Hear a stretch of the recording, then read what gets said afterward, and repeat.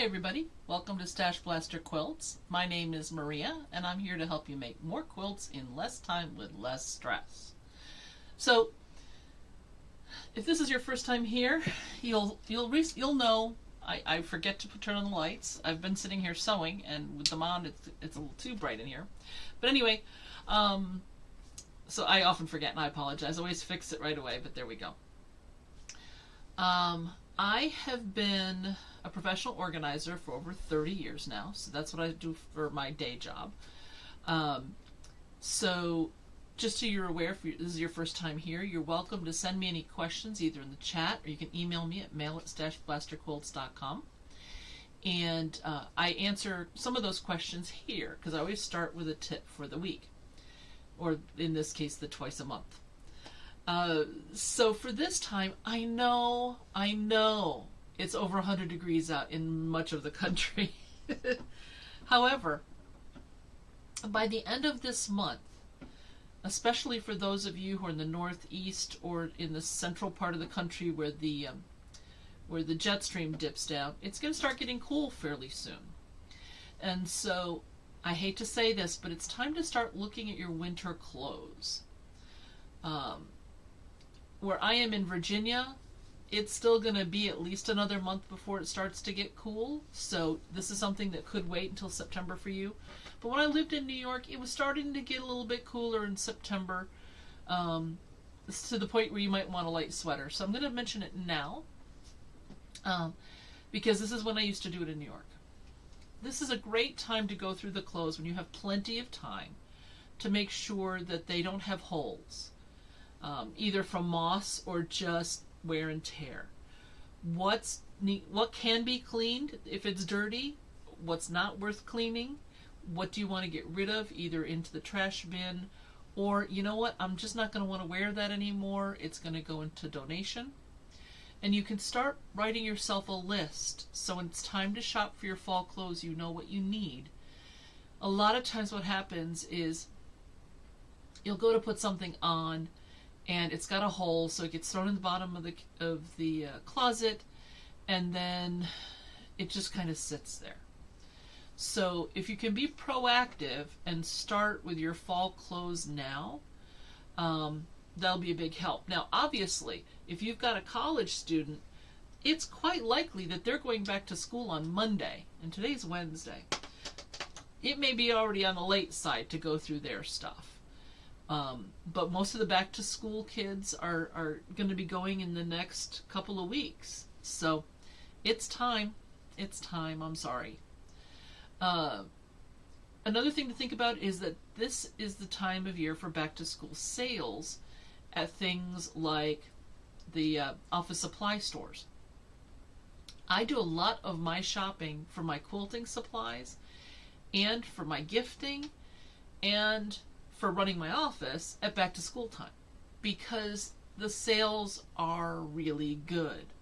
And so this is a great time to pick up things like pocket folders or mechanical pencils. Pencil boxes are great for storing small walking around crafts with. I have a bunch of them. This is actually a larger size pencil box here, but this is what I'm using for the flower quilt that I'm doing. I have smaller ones that I'm carrying on my trips for the rest of the summer and into the fall. The arcs that I need to do these white arcs, because they fit in a smaller pencil box really nicely. And you can get them for like 10 cents, 20 cents. Later on in the year, they'll be $3. So thinking about the back to school sales for you is a good thing to be doing right now as well. So those are a couple of tips for this week. Another thing that we talk about here are the quilts that I have in process. So we do have the block of the month. I'm going to talk about that in a minute. Plus there's this grandmother's flower garden that I'm working on. These are just the ones that I did in the last 3 weeks since I was on here last, because this is all the white arcs I had left. So I did that. But over the last couple of months, since I've been home more, I've been working on the flowers themselves, because the white arcs I can do when I'm traveling and they don't take up much space. So I mentioned that there's 289 flowers in this quilt, and there's a whole bunch of them up on the wall, but these are the ones I've done in the last couple of months. So that's pretty good at 12 seams, 12 inches of sewing per flower. And I am left with 31, hold on, and a 12th. I have one seam left in this flower to go. And then all of my flowers are done. I'm so excited about this. So in the next couple of weeks, by the time we come meet again in 2 weeks, all of my flowers will be done. So then I'll just be making the arcs, and then when I'm home, I'll be putting the arcs on the flowers. So I'm really pretty happy about that. When it comes to our meeting again, hold on. I will be here in 2 weeks on that Wednesday, and then I'll be leaving to go on my trip to Indianapolis. So I won't be doing anything additional after that one, but I will be back in time for the first Wednesday of the month. So that trip just happened to fall beautifully in that little gap that we have. So I'm pretty happy about that. All right, so I'm going to, just while we're sitting here, I'm going to go ahead. I was just looking at the calendar to double check that I was telling you the truth. I'm going to put in my sewing box here all my flowers that I still need to do. Like I said, there's not that much. There's only 3 stacks this size. And then the one I have a 12th to do. That way I can get this off my my ironing table here.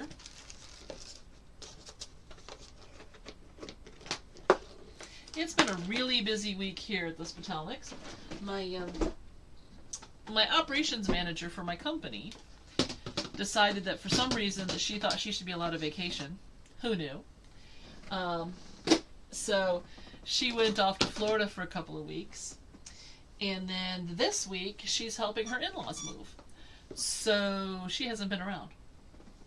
So I've actually had to work in the field again, and I don't mind it. I love working with my clients, but I've been trying to stop doing it as much because I'm getting older. I've been doing this forever, it seems, over 30 years. And since I've had arthritis since I was 12, it beats me up pretty good. So I don't do a whole lot of field work anymore, and I can tell. I haven't done it for a while very much. So we had a really good productive day at a client's on Monday, and going to do another one on Friday. And then Jamie is back, and I am going to get back to writing on my book and doing the sewing stuff that I do and all of that. So wish me well, because I'm going to be very happy when that's done. Okay, so the block of the month. So we did the interwoven star last month, which was the last paper piecing block that we're going to be doing this year. It was the simplest of them all, and this will be a very simple regular piecing type of block, because I have had a couple of you reach out to me and say, it's summer, I'm super busy doing stuff with grandkids because they're off school, or we're doing family trips or things like that. And several of you have told me that you've been behind. So I wanted you to have last month and this month to get yourself caught up. The last 2 blocks that we're going to be doing, number 8 and 9, are more complex. They're not super hard, but they are more complex. And so I want you to have a chance to get caught up.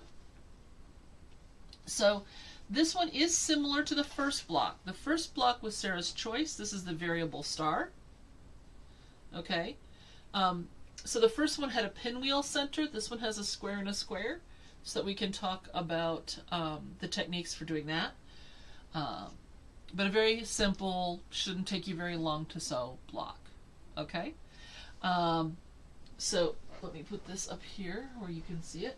I'm going to move these up here onto the wall with the rest of them.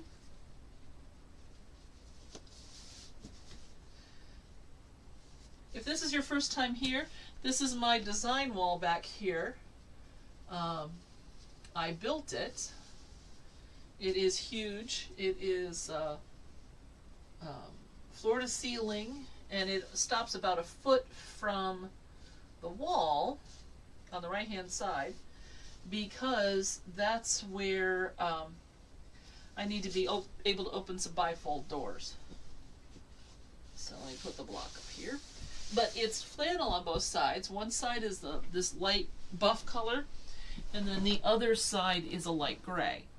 So if I'm putting up, let's say I was doing something that wasn't this high contrast. Let's say there was a lot of peaches and creams and things like that. It'd be harder to see on this background versus the light gray. So this is designed so I can flip these around and you can see the other side, and I can design on whichever I want. I almost always have it on this side for the live stream because A, it looks a little cleaner and nicer, and a lot of the stuff that I'm doing is the higher contrast to make it easier for you to see. Just in case you were interested, let me swing this around and I'll show you the grandmother's flower garden quilt so you can see where it is at this point. So you can see there's quite a bit done. So when I add in all of those flowers I showed you earlier, of course I just put these ones down here in the bottom, it's going to be a king size with a pillow tuck and then a 10-inch drop on all three other sides. So this is part of my 5,000 hexagon challenge. I have this habit, confession time here, where when I'm doing a new technique, I tend to do a lot of it and then figure out what I'm going to do with it. So when I was making fabric flowers, I made tons of them. I still have a small drawer full of them over there. I never liked doing yo-yos. I did them, I probably did about 100 of them and then said, no, I'm not doing these ever again if I can avoid it, which is why I started the flowers, which is then what got me and everything else. So I started doing hexagons, and it was such a great way to use up my scrap fabric before I even cut it down to size that I just did a ton of them. And then I asked myself one day, because I was going through some of my stuff, what am I going to do with these? And I did a rough count and realized I had about 5,000 hexagons. What do you do? Okay, I'm thinking of the song "What Do You Do with a Drunken Sailor?" But what do you do with 5,000 hexagons? So this is the third quilt that I'm doing, and it's actually one of the first ones that I pulled hexagons for because I wanted most of these to have the same fabric on all the petals. So the first thing I did was I counted out how many I had of each fabric, because some I had 1 of, some I had 12 of. It all depended on what scraps there were. And because I do so much scrap quilting, I might have had some scraps from this project and then leftover scraps from this project. It might be the same fabric. And so I sorted them all out, and then I figured out, okay, what have I got? What am I going to do? So if I had 6, I pulled enough for 1 flower. If I had 12 or more, I pulled just the 12. So there is not going to be more than 2 flowers with the same petals. So like this red and white stripe you see here and here, that's the same fabric, but there's only 2 of them. So even if I had 40 of them, I could only use 2 for this project. So I counted out everything I had 6 or 12 of, and then I found centers, and I decided I was going to make this quilt and how big it was going to be. And then I realized that I still had a ton of flowers, but I mean a ton of flowers to make, but not enough that were already at 6 or 12.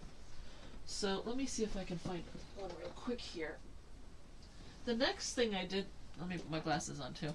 I try not to put these on because you get some weird reflections.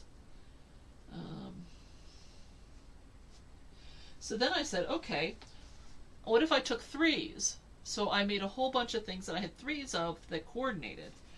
So some of these flowers have 2 different fabric for the petals. So I did that. And then I found centers, some of which I liked, some of which were like, eh. But in this kind of a quilt, There's so many fabrics that if there's a few that are it doesn't really matter. They'll get lost in the main design. And just because they're not favorites of mine doesn't mean they won't be a favorite for somebody else. So, so I set all of those aside. And then I did a modern, well, what did I do before that? I think it was the modern Grandmother's Flower Garden, which was, I don't have up, was very, instead of being in the flower shapes, they were just like long chains and made circles. But they weren't circles, they were odd shapes, but they were all nested in each other. So I did that one. I have a charm quilt going. Oops, hold on, wrong button. So over here, you can see that hexagon in the middle. Those are hexagons in a charm shape. So yeah, so this is the third one. I still have some hexagons left. I'm not sure what I'm going to do with those because, of course, with the charm, I can only have one of each. So I may wind up doing something strange, like some pillows or something, just to use up the last of those hexagons. It's not because I'm never doing hexagons again, because they're a great walking around travel project. However, I got a little insane. Okay, so at that point, it's like, okay, with the ones that are left, I'll have to decide what I'm going to do. They may be seed. I may just decide, okay, the last 100 or however many there are. I don't even think there's that many. But however many are left, whatever there are, I'm going to keep them, and then I will, with intention, use them to do any other hexagon projects I want to do. And then that way, if I need other pieces, like if I only have one and I want it to be the center of a flower, let's say, then I'll only be making the hexagons for the parts I don't have. This did mean I wound up making some more hexagons for the white for the path. I had originally planned on just having the hexagons all butt in together. But the weird thing is, when you do that, they don't fit together nicely, because they all wind up being off one notch, and it's not an even notch like here. All right, I'm going to put you back onto the big one. Okay, so here, these are all on the same row. Okay, just like these three are all on the same row. When you are putting them together, you get like three, and then you have to start going back up, and it makes for an odd shape, and it doesn't give your eye a good place to rest. So by putting these arcs on, these 5 hexagons kind of turn this into a triangle shape. Here, let me pull this up here so you can see it a little bit better. Oops. Wrong camera. That's why I'm having trouble. It's not exactly a triangle, but it's a more triangular shape here. And so they fit together. So by having the 2 here at the bottom, it fits in there nicely. And when you go all the way up to the top, I will have to fill in with white ones here. So I'll be doing 5 white ones here for each one of these, but that's not so bad. And then on the side, I'll be filling it out with these here. That side is already done, because just like here, I've already got the outer edge done, and the bottom will be done. So it's really not going to be so bad. Actually, no, I don't have to do 5. I just need to do, sorry, let me get back up here. I'll have to do 1, 2, 3. I don't think you could see that. Let me push this up a little bit more and get something I can point with better. You can tell I wasn't planning on this, and it just now came to me that it'd be easier if I showed you. By the way, if this is your first time here, this isn't unusual for me to be changing things along the way. Okay, so I'll have to add 3. I'll have to add this one, and this one, and that will complete this arc. Okay? 3. And then there'll be the ones up across the top as well. So 1, 2, 3. 1, 2, 3, 4, 5, 6. Yeah, 6 of them will do it. But anyway, so that's just what's going to need to happen. On this side, it won't be as bad because I'm basically just doing an arc on this side for each of these. Okay, does that all make sense? I hope it makes sense. But in any case, we're a long way away before I have to worry about those other pieces. What I will do is, they're kind of grouped on the wall by color because I was pulling fabric from my thread cards. So, not fabric, I was pulling thread from my thread cards. So it was easier to just grab the baggie that had a bunch of browns in it to do all the brown ones, do all the pink ones, etc. It did mean that I did the centers first a lot of the time, and then I would do the outsides because sometimes it would have a cream colored center but a blue or red or purple or something outside petals, so I'd need to change thread for that. Do you need to change thread for everything? No, but I happen to have a whole bunch of thread cards because I do a lot of scrap quilting, so it's a good way for me to use it up. It's still not using very much in comparison to what you would hope it would use up. Just like when you're doing scrap quilting and you're like, okay, I made this big bed quilt and it looks like I have just as many scraps as when I started. That's one of the joys of scrapping. It's the same thing with the thread cards. There's always more there than you think there is. So you still wind up, you may get rid of 1 or 2 bands out of the whole card of one color, and that's it. Excuse me. I still have this cold. I had COVID in January. It is now August. And I still have this stinking cough. I have no idea why.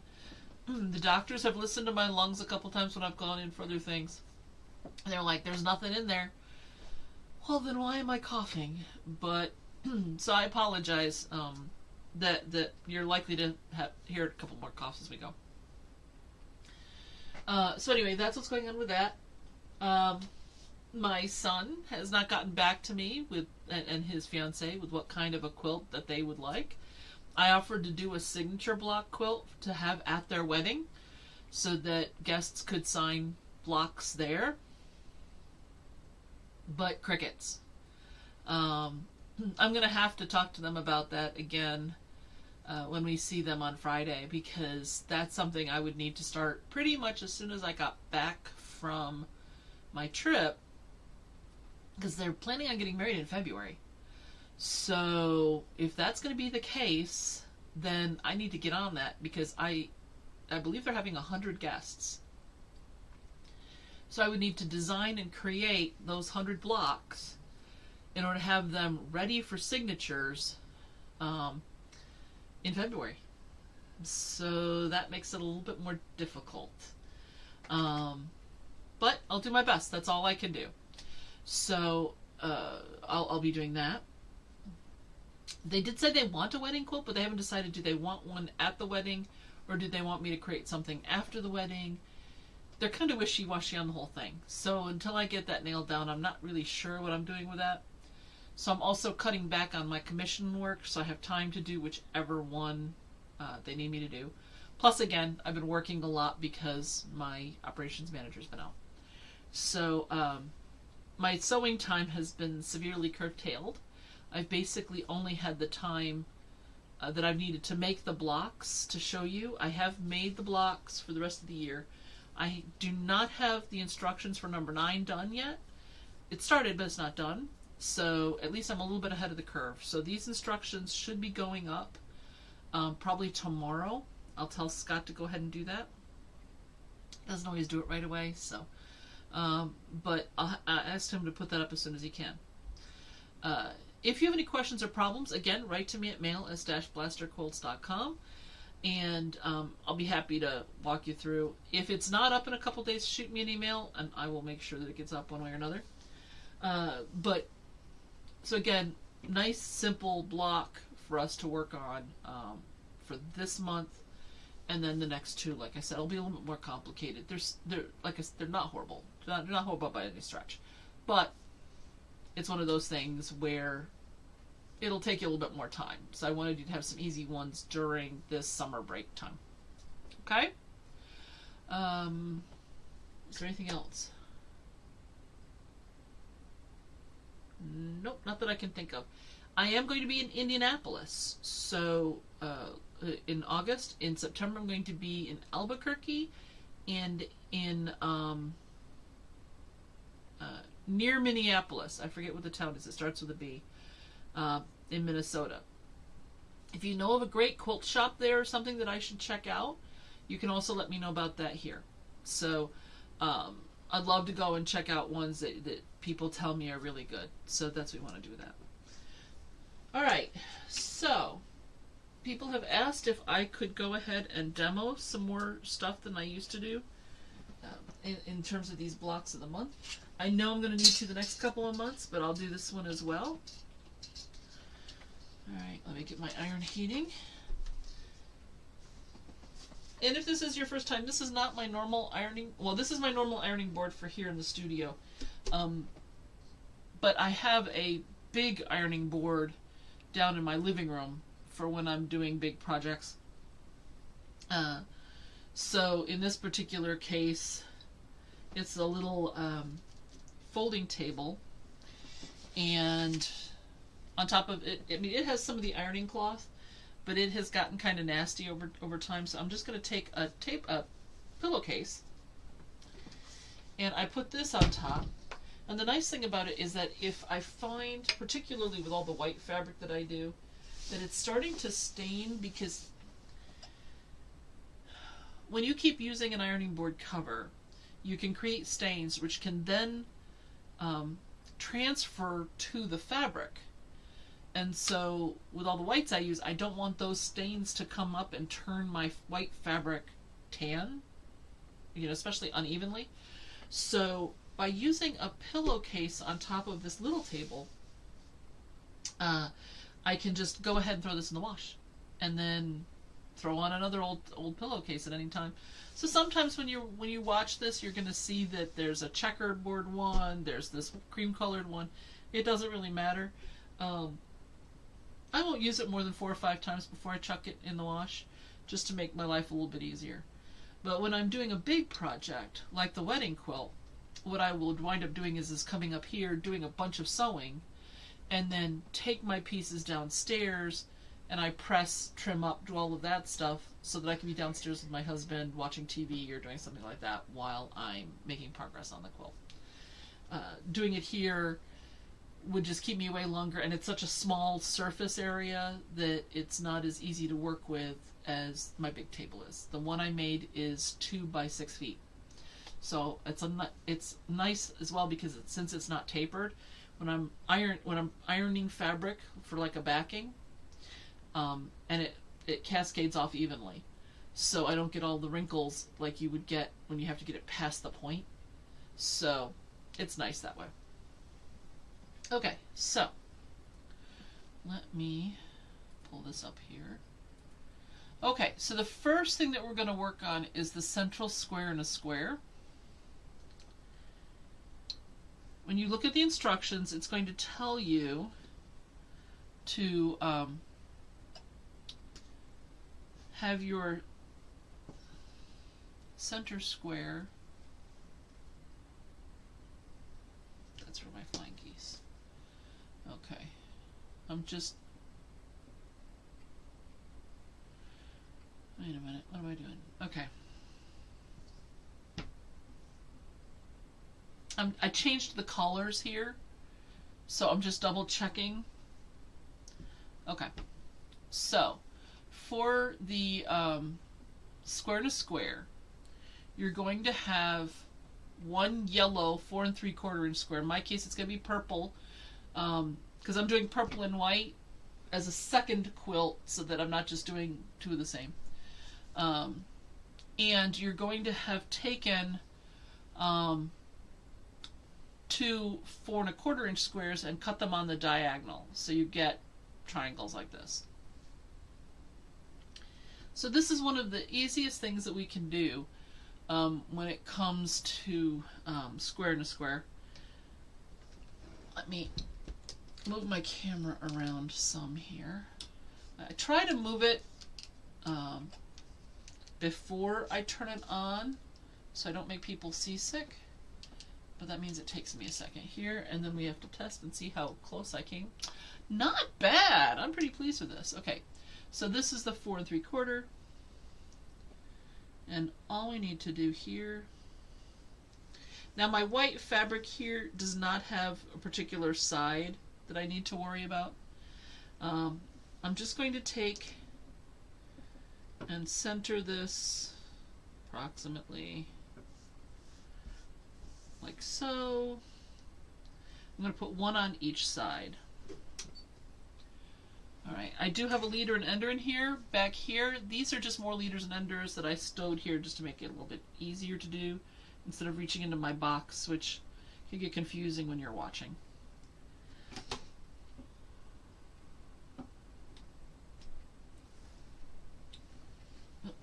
My foot pedal traveled.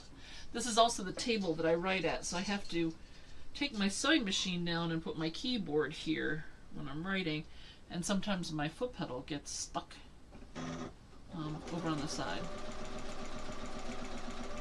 Now if you decided to make this block a whole bunch of times, then I would attach all of the triangles to one side for each block, and then put in a leader or ender, cut them off, and straighten everything out, and then do the other side. So, but in this case I need to put in a leader and ender.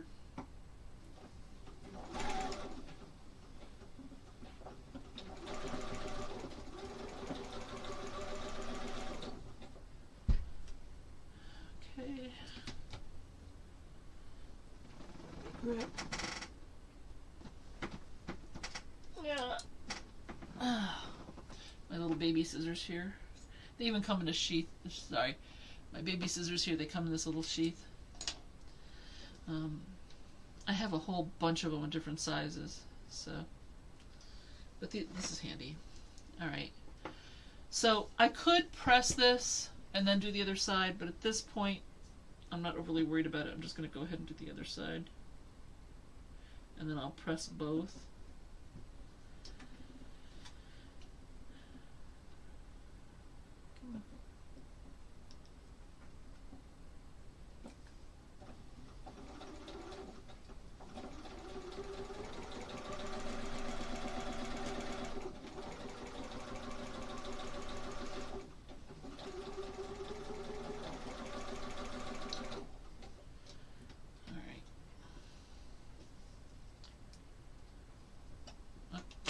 Leader and ender.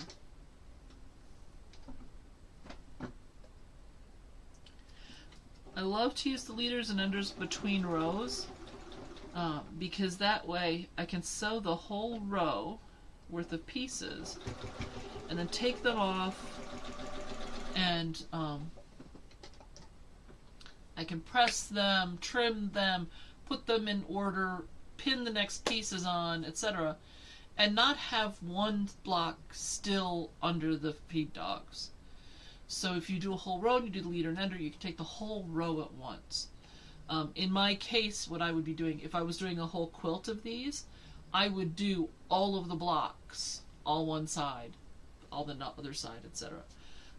In this case, I would do both sides that are opposite each other and then press them all, and then I would go ahead and do the other two sides and press them all.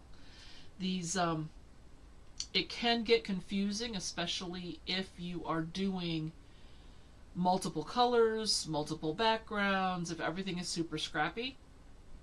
In which case, if that's what you were doing, I would take that central block and pin the 4 cut triangles to the block, And then once you have the first two sewn, now you know what the other two are. If you're doing something truly bizarre where they're all different, or they're opposite lights and opposite darks or something like that where it could be confusing, then just keep them pinned together. It'll make your life a lot easier later. But that's something I would do even if I was doing one block at a time, because I'm a little bit of a klutz. Alright, I'm a lot of a klutz. And so it'd be really easy for me to just dump the whole load and then not be able to find things, especially going up and down the stairs. So just a suggestion that that's what you do, just to keep your life simple. Now, there are going to be the pieces for the flying geese as well, and the corner pieces. So again, if it's a quilt with multiple things, I'd be sewing the central square in a square, and I'd have all those other pieces pinned together so that they don't get lost. Okay? So hopefully that helps. Alright, so I have now completed the other side. So I'm going to trim this off the thing there. Here's my squareness, my 4-patch leader and ender, and I'm just chucking it underneath the ironing table here. Here we go. Let's see if I can make it so you see them. Alright, so I've got some books I'm reading. Can you see? You can't see them. Oh. No, I can't get it for you to be able to see them. I've just chucked them under there. Okay, so, oh, there we go. See, there they are. These are my 4 patches. These are the flowers. Okay, so there are no secrets in Whoville. I don't know why today I'm into the Grinch, but I just keep thinking of Whoville. I know this is kind of a weird angle, but it'll be easier to go back to the machine. Okay, so first a quick warming press. Using my fingers, I'm going to gently put that down, and then my nails. Gently lay it down. If you're not comfortable pressing towards yourself, there's no reason you can't turn it around. Do this, and then lightly drag my nails like this. And then I'll press both. You could press one at a time, whatever you're comfortable with. By the way, these are insanely long nails. Hold on. For doing this, I have not been able to get back to the shop. It's just been a crazy time. So I don't recommend long nails like this for doing your quilting if you're not a quilter that does it a lot. Alright, now let's come back over here. Ooh, that did work. Okay. So just as a thought. But it does work for me when I need it to. But I would prefer these to be a lot shorter.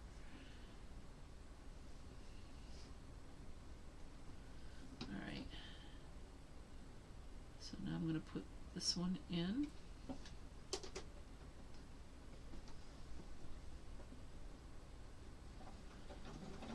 Stitch.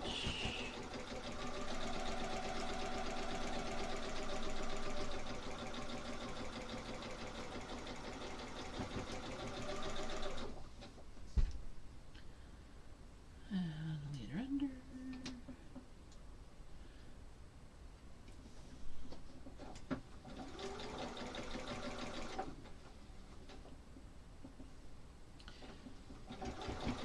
If you're not familiar with leaders and enders, Bonnie Hunter created the term. I was already doing some of that before I ever heard her talk about it.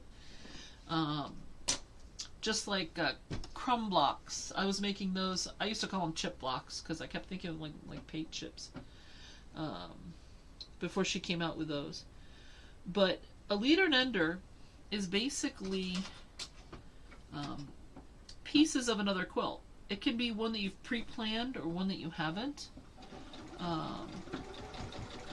And you're sewing 2 quilts at the same time. So I mentioned how I'd be able to take off a whole row if I was doing these at once. That's because I would have put through a 4-patch, which is what these are going to be. When they're sewn, they're a simple 4-patch. but I'm sewing them in between the blocks for the quilt I'm actually making. So what that does is it gets a whole bunch of that second quilt pre-sewn before you're ready to work on that quilt.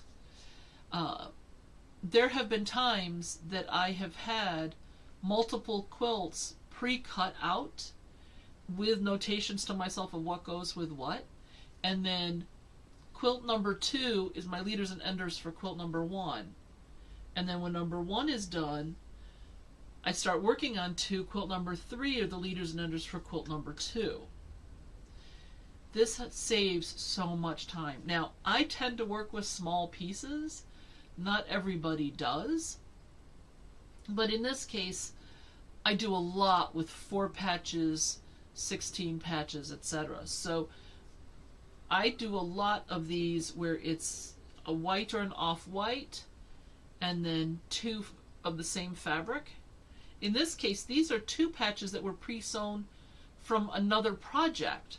And so since I still had the 2s left over from cutting strips, I could put them together. Or if you have a strip left that's 2 fabrics together, you can subdivide those and make them into 4 patches, and a whole bunch of the work's already done.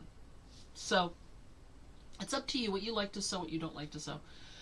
But by doing 2 at the same time, you are saving time, but you do need to up your organizational skills so that you know what you're doing as your leaders and enders. One advantage is if you have a lot of pins like I do, I probably that pencil case I showed you earlier, I have another one that size that's just full of pins. So I can go ahead and pin together all of the pieces for a quilt in the first pairs that are needed, even if it takes 3 or even more pins to put them together. And then I keep the instructions so I know what I'm doing. I've also often put tape on them for which block it is, etc., if that's important, or if it's which pieces within a block. So I would do that anyway because I tend to drop stuff. But the advantage is if I can pin the whole quilt's worth, then I can sit and just sew something, throw one through, sew something, throw one through, and then take those leaders and enders that I've made and toss them in a box. And when the box is done, or I run out of those pairs that I've pre-done, then they all get pressed, then they all get the next pieces pinned together, and then they go through again. There have been a lot of quilts that I've done that way, and sometimes they're little bitty pieces and sometimes they're great big pieces. It all depends on what's on the plan. So if you're not doing it, that's fine, but if you'd like to, give it a try, but pick something simple like 9 patches or 4 patches. Square and a square is difficult because you cannot scale it up on size or down, but a 4 patch or a half square triangle, you can keep cutting down in size to match whatever quilt you ultimately design for them. So in my case, if I can't sleep at 3 o'clock in the morning, I'll come in here, go to, let's say, my 2 or 2.5 inch block drawer, pull out whites, pull out other fabrics. If I've got 2 of them, they go through the machine. Now I've got pairs. And they're all chained together, so those pairs are going to get pressed and they'll be turned into 4 patches. And then that way, I am already done with that when I'm ready to design a quilt that needs them. Okay? Just as a, so there you go, kind of thing. Okay, so I have sewn both sides, but I do need to do another leader and ender.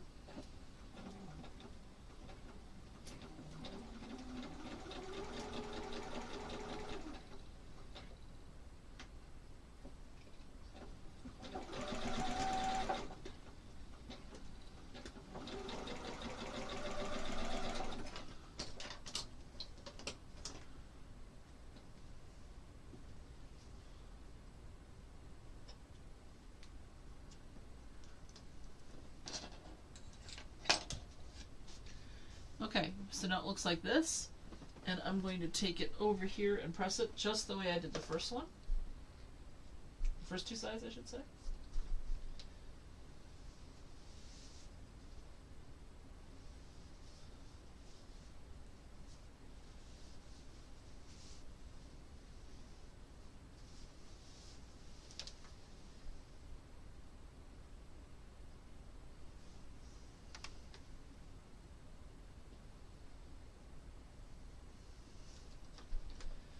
And here's my square in a square.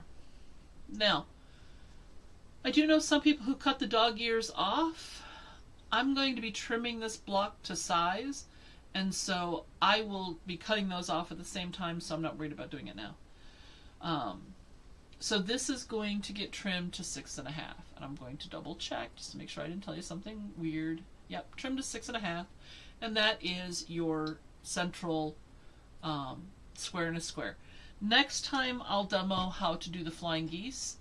Those are this unit right here. So we'll make the flying geese and the corners and assemble next time. Okay? So that's where we stand right now. Again, yours would be a yellow center with a blue background. I'm doing, like I said, white backgrounds in different colors. Just because I don't want two of exactly the same quilt, to be honest with you. And I think the contrast is better when I'm using some of these brighter colors on white, and it makes it easier for you to see what I'm doing here in the demo. Okay, so at that point, let me go ahead and pull this aside.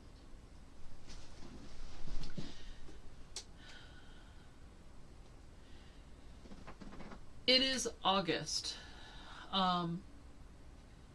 Not only is it time to be looking at things like your winter clothes and things like that, but for those of you who are making Christmas presents, even if they're small ones, I would really recommend that it be your goal to make sure you have everything ready to sew no later than the end of the month if they're small and there's not too many of them.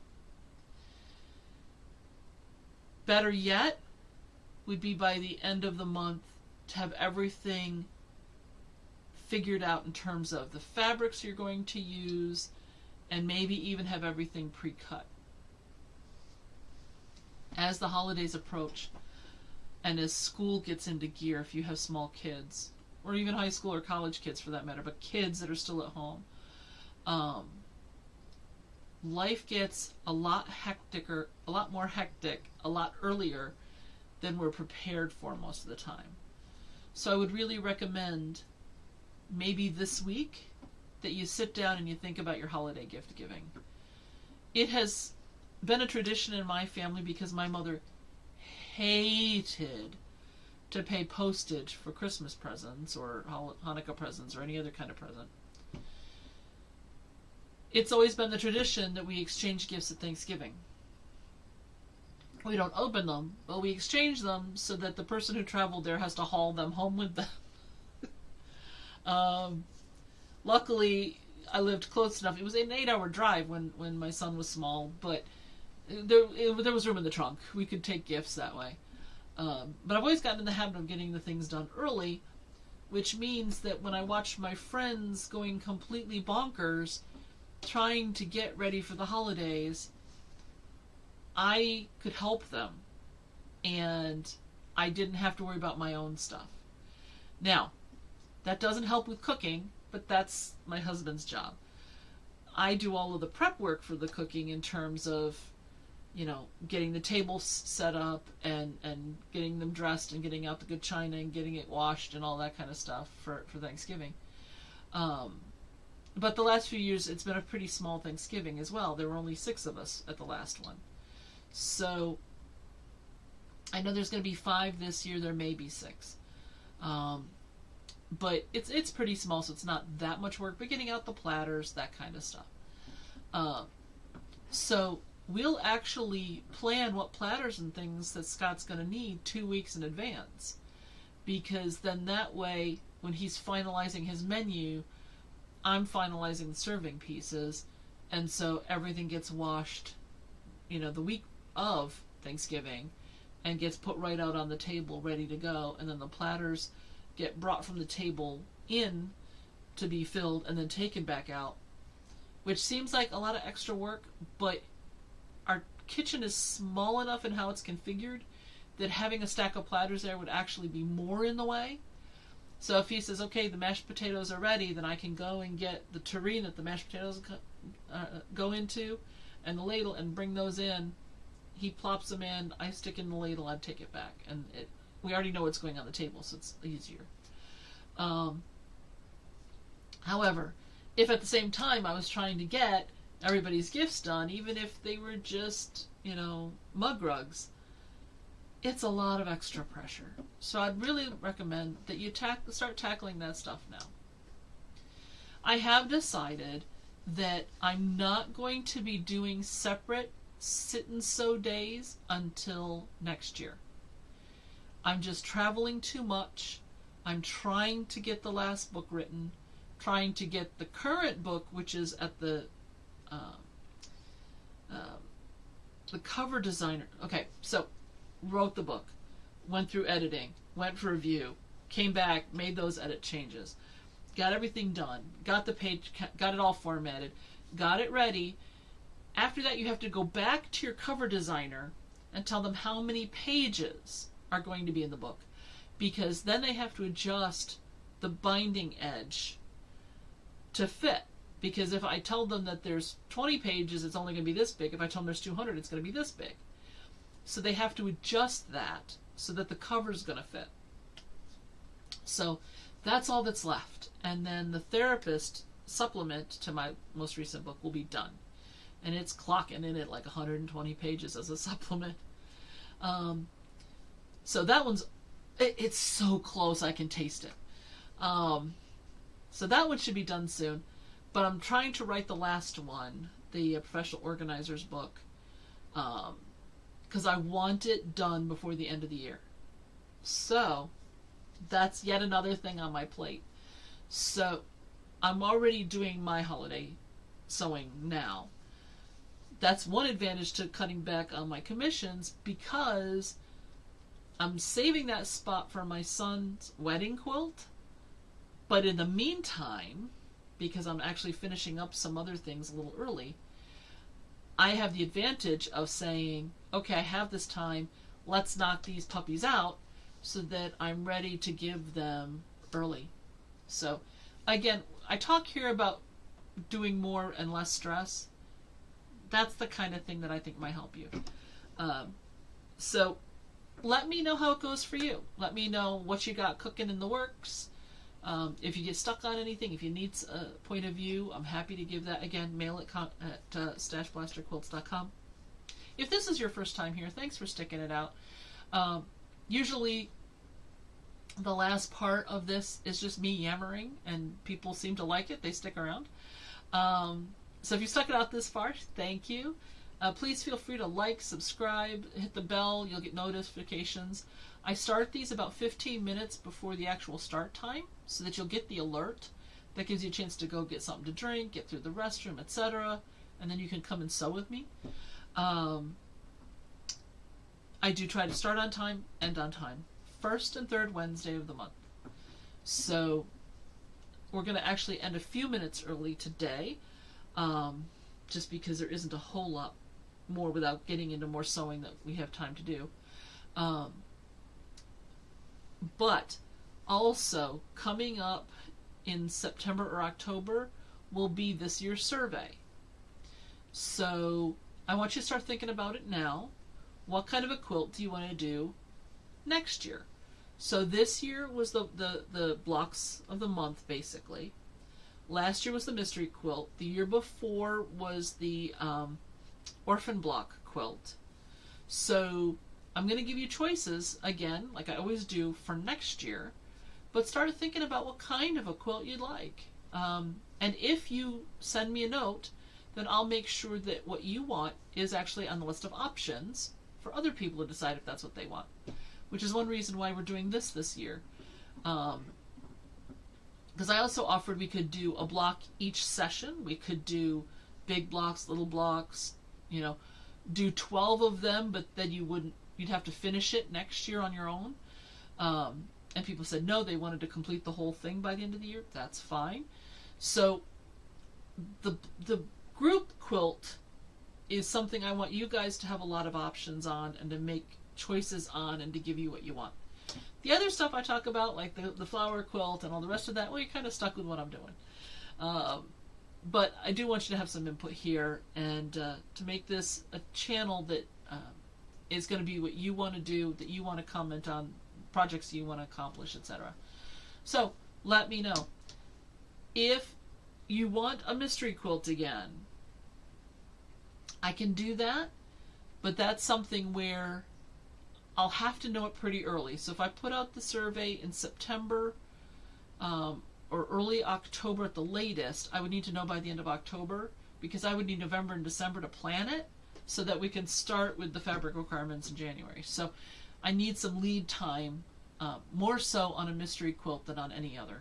Okay, but happy to do whatever you're interested in. This year it was 9 blocks, 12 inches, and stars. So that's what you're getting. Anyway, have a wonderful couple of weeks, everybody. I will see you back here in 2 weeks, which is the 3rd Wednesday of the month, 7 o'clock Eastern Time. Take care of yourselves. Try to stay cool. And I will see you then. So take care. Bye-bye.